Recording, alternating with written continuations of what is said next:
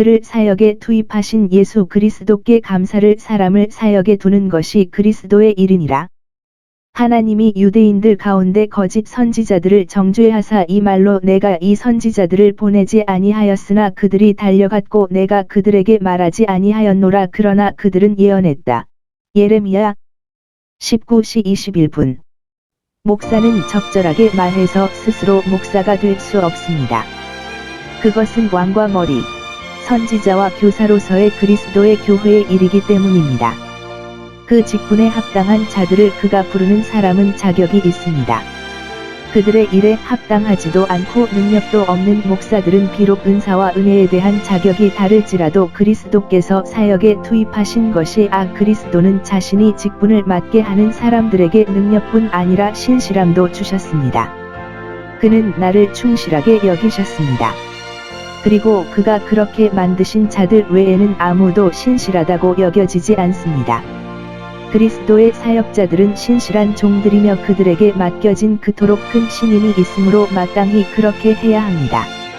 직분의 부르심은 큰 은혜이니 부르심을 받은 자는 마땅히 이에 대하여 예수 그리스도께 감사할 것이요 나를 직분에 맡기신 그리스도 예수 우리 주께 내가 감사하노니 그는 그를 사역에 투입함으로써 그리스도의 은혜를 더욱 영화롭게 하기 위해 그의 회심에 대해 설명한다. 회심하기 전의 신분, 신성모독자, 박해자, 해를 끼치는 자, 사울이 주의 제자들을 위협하며 사륙함. 그는 하나님을 모독하는 자요 성도들을 핍박하는 자요 두 사람에게 해를 끼치는 자였습니다. 흔히 위대하고 탁월한 봉사를 하도록 계획된 사람들은 회개하기 전에 스스로에게 맡겨져 큰 사악함에 빠지게 되어 하나님의 자비가 그들의 용서에서 더욱 영화롭게 되고 하나님의 은혜가 그들의 중생에서 더욱 영화롭게 될 것입니다.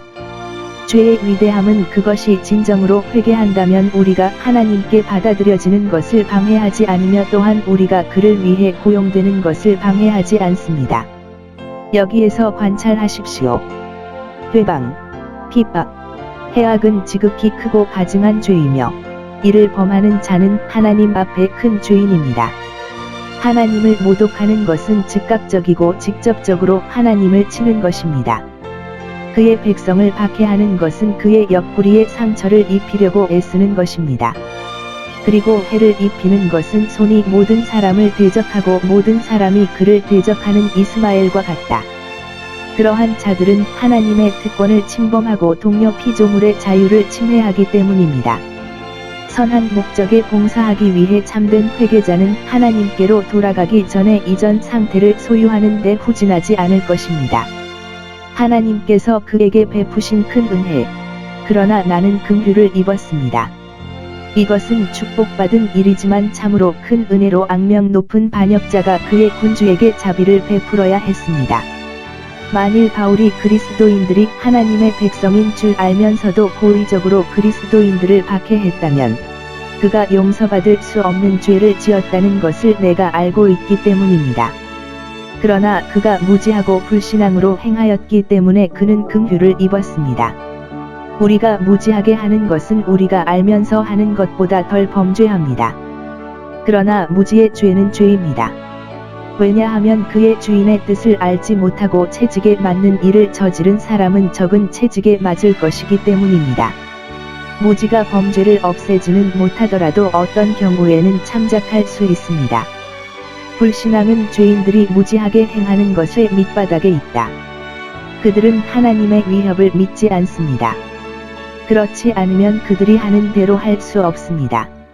이러므로 바울이 긍휼을 얻었으나 내가 긍휼을 얻은 것은 내가 알지 못하고 믿지 아니하여 행하였습니다. 여기에 회방하는 자와 박해하는 자를 위한 긍휼이 있고 여기서 그는 예수 그리스도의 풍성한 은혜에 주목한다. 14절. 큰 죄인의 회개와 구원은 그리스도의 은혜로 말미암는 것이요 그의 지극히 풍성하신 은혜 곧 그의 영광 가운데 나타나신 그리스도의 은혜로 말미암음이니라. 복음 15절. 이것이 신실한 말이로다. 여기에 예수 그리스도께서 세상에 오셨다는 복음 전체의 요약이 있습니다. 하나님의 아들이 우리의 본성을 취하시고 육신이 되어 우리 가운데 거하시는 그분은 의인을 부르러 오신 것이 아니라 죄인을 부르러 세상에 오셨습니다. 세상에 대한 그의 심부름은 잃어버린 자들을 찾아서 찾아내는 것이었습니다. 이는 신실한 말씀이요 모든 사람이 받을 만한 것임에 이를 인증함이라. 그것은 모든 사람이 받아들일 만한 좋은 소식입니다. 그러나 진실하기에는 너무 좋지 않습니다. 이는 신실한 말씀이기 때문입니다. 신실한 말씀이다. 그러므로 믿음의 품에 안기게 합당합니다. 모든 사람이 받기에 합당하고 그러므로 거룩한 사랑으로 영접하는 것이 합당합니다. 앞서 말한 구절은 믿음과 사랑이 그리스도의 은혜가 넘친다고 합니다. 이 구절의 끝부분에서 바울은 그것을 자신에게 적용합니다. 나는 그 중에서 내가 우두머리입니다. 바울은 인류 죄인이었습니다. 그래서 그는 자신이 그랬음을 인정합니다.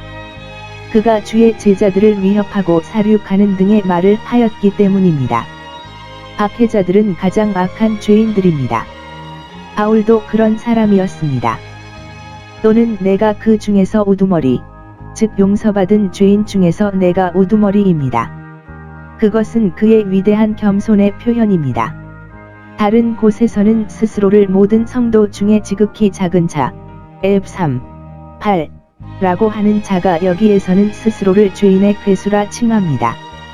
그리스도 예수께서 세상에 오셨습니다. 그의 오심에 관한 예언이 이제 성취되었습니다. 죄인을 구원하러 오셨습니다. 구원하지 못하고 스스로 도울 수 없는 자들을 구원하러 오셨습니다. 회방하는 자와 핍박하는 자는 죄인의 우두머리이니 바울은 그들을 규례하였느니라. 죄인의 우두머리가 성도의 우두머리가 될 수 있다. 이 사도도 마찬가지였습니다. 왜냐하면 그는 가장 큰 사도들보다 조금도 뒤지지 않았기 때문입니다. 고호 11, 5. 그리스도께서 죄인의 괴수를 구원하러 오셨기 때문입니다. 이것은 매우 위대한 진리이며 신실한 말씀이다. 이것은 의지할 수 있는 참되고 신실한 말씀입니다. 우리 모두의 위로와 격려로 받아들여지고 믿어져야 한다. 죄인의 우두머리가 성도의 우두머리가 될 수 있습니다. 이 사도도 마찬가지였습니다. 왜냐하면 그는 가장 큰 사도들보다 조금도 뒤지지 않았기 때문입니다. 고호 11, 5. 바울이 회심하기 전에 큰 사악함에도 불구하고 바울이 하나님께 받은 자비에 대해 그는 다음과 같이 말합니다.